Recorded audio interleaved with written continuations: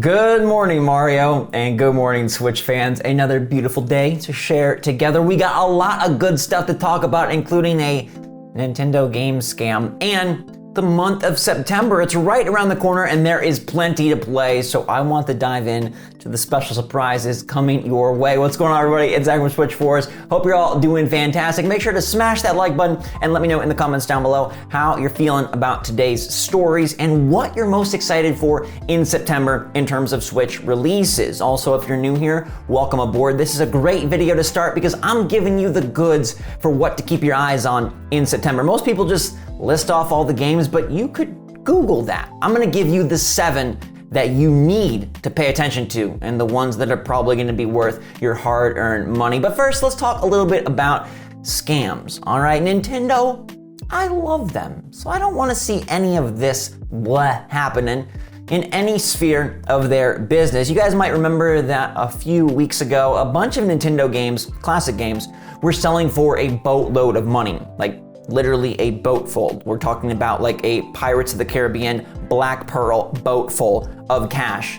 Mario 64, Legend of Zelda, Mario Bros, and some people said, don't make sense. Well, it turns out that it doesn't make sense, and this is coming from journalist, author, and lawyer Seth Abramson, who has found out that there are a lot more copies of these games graded super high mint condition than investors are letting on. He's uncovered apparently a scam where they have bought up the stock and then slowly released them to make it seem like these games are rare and limited, constantly increasing the price and then slowly putting out more and more. Actually, these games aren't all that rare and they're definitely not worth as much as they're selling for, but it seems like it is a money-making scheme that isn't technically illegal, but definitely feels a bit dirty. We're talking about $870,000 for an original Legend of Zelda cartridge. We're talking about $1.56 million for Super Mario 64. So these are fetching a pretty penny, and it seems like investors are manipulating the market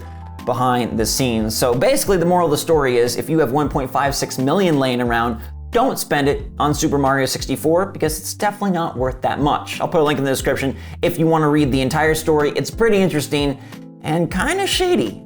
Definitely shady indeed.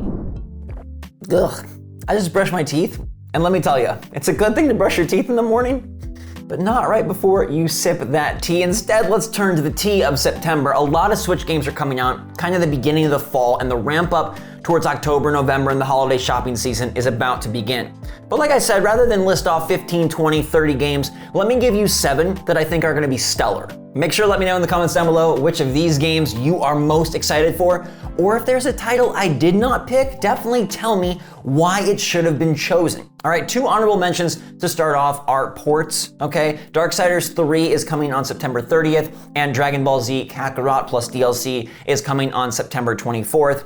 I'm not a major fan of either game, but I know players are excited to see these finally hit Switch. But let's get to my list, all right? And in chronological order, it begins with Sonic Colors Ultimate on September 7th. I'm really excited for this one because it was kind of a shining star for the Sonic franchise when it initially released on the Wii. And now they've made the graphics all nice and pretty, they've added some cool elements, and the game is ready to go for its Switch launch and its nice $40 price tag. I love that a lot, especially because this version of the game cannot reach 60 FPS. Yep, other versions are hitting that nice, smooth Sonic speed, but the Switch version will be capped at 30, although the game still is very colorful, very vibrant, and very engaging. And I think in terms of Sonic titles, this is about as good as it gets in the modern era. So I'm very excited to see if it does hold up in 2021. I think it will, and I'll definitely be playing a little bit of it in just about 2 weeks' time. From there, we go to my favorite title of the month, which is Warioware Get It Together. All right, this one drops on September the 10th,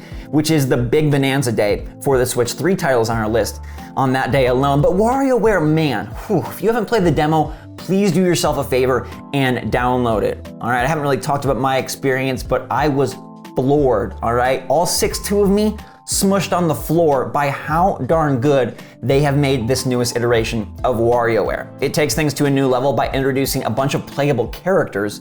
Instead of just completing the mini games with the stylus or the control stick, you're now completing them with characters that all have their own unique way of moving and attacking, and it just makes things so fun, so fresh, and so mentally sporadic as you have to assess what game you're playing, what character you have, and how to best make it work. It is so much fun, it's got all sorts of quirky charm, and the graphics look really, really cool. I also love that Nintendo was ballsy with gameplay innovation, but not so ballsy with the price. They left this one at $49.99, which feels great since WarioWare is traditionally a handheld title. I think this one is going to shock a lot of people and end up being one of the favorite Switch games of the year. Yes, it is that good, and the fact that you can play it solo or with a co-op partner, this one is gonna be a great time for the holiday season. I'm telling you, WarioWare get it together. It's elevating closer and closer to a must-buy for me when it drops in just a few weeks. But if bite-sized fun isn't really your speed, well, I think you're missing out. But there's also other games like NBA 2K22, which I think is the best sports title out there. Of the major sports games, it really is the most successful, and they continue to put out a pretty darn great product. The Switch port, always good too, which is impressive. Yeah, it's not as great graphically as the other versions, but it's usually fully featured and usually plays pretty darn well. This year they're focusing on building up the tactical offense, a new defensive system, and building on the whole 2K neighborhood thing with a new cruise high seas theme. We don't get a ton of the major sports titles on Switch, which is a bummer. There's no Madden, of course, although this year doesn't seem like that one was received all that well. 2K, though, doing good work, one of the publishers that has prioritized Switch since the beginning, so I think their game is always worth giving a look. And if you're a basketball fan like me, the Pistons might finally be onto something. Got the #1 pick, Cade Cunningham, coming in hot, motorcade arriving in the Motor City. I'm pumped to see what the season brings, and this game, it should absolutely deliver. One thing we haven't had yet is a story game for September, and that's where Life is Strange True Colors drops in again on September the 10th. This is the third Life is Strange, and it's a brand new adventure. Life is Strange Remastered got delayed on Switch, but Life is Strange True Colors is hitting day and date with other consoles, which is cool. Now this one is brought to you by Deck 9.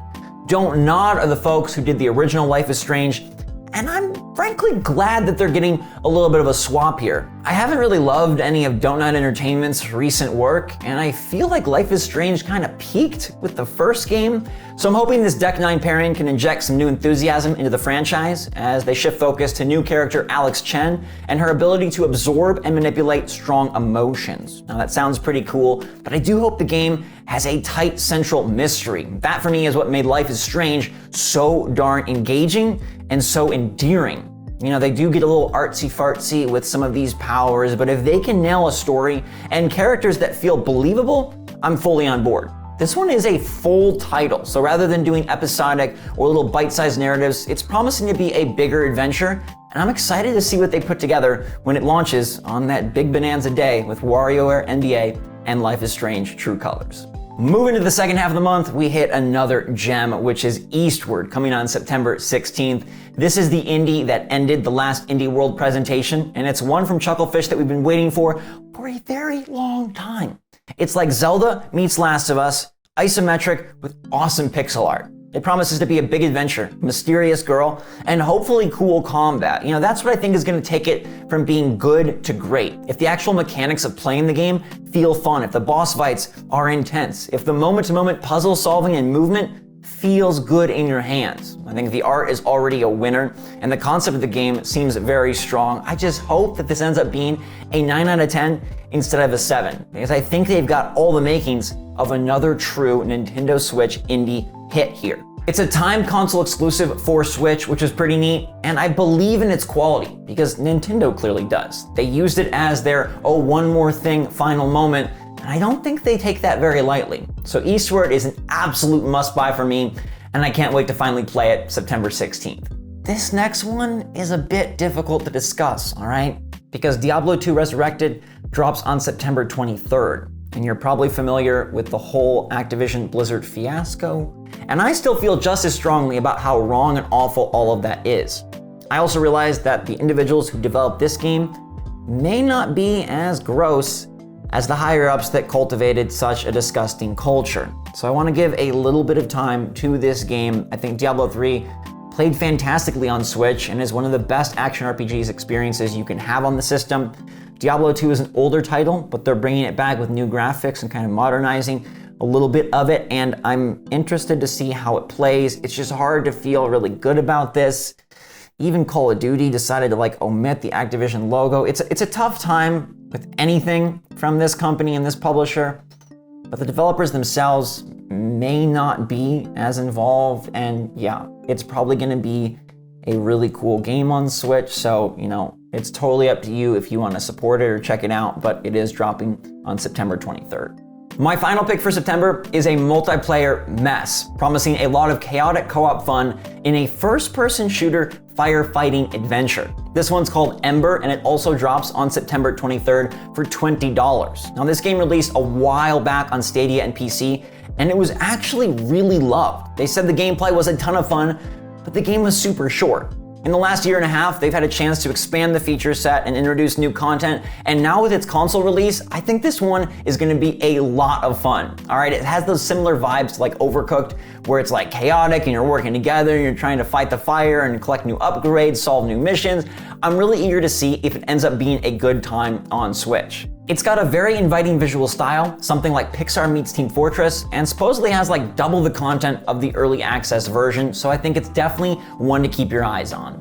And there you have it, my September Switch picks. From Sonic Colors Ultimate to Warioware Get It Together, NBA 2K22, Life is Strange, True Colors, Eastward, Diablo 2 Resurrected, and Ember. Let me know in the comments down below what you're most excited to play in September. And like I said, if there's any I missed, fill me in. Now I'm gonna fill you in on last night's poll. All right, we post these every evening on the community tab, and I asked a simple question. Do you got a Nintendo Switch Online membership? I thought it'd be around a 70-30 split, but Nintendo and Furukawa gotta feel good about these numbers. 78% of you said yes you do, myself included, whereas 22% said no. Now I wonder if Animal Crossing New Horizons plays a big role in this as sort of a Switch game that almost requires online if you're gonna enjoy all that it has to offer. But it is cool to see that so many of you are on board. At the same time, this means that Nintendo definitely needs to do more. And hopefully in September is when we hear about all that.